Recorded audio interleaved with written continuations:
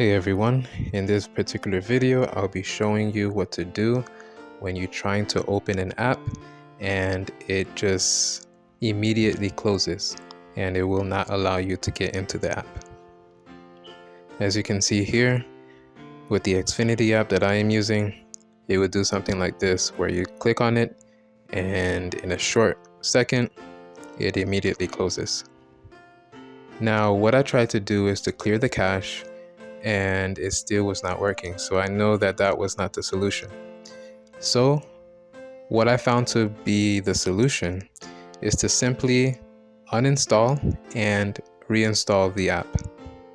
So I'm going to go ahead and uninstall the Xfinity app through the Google Play Store.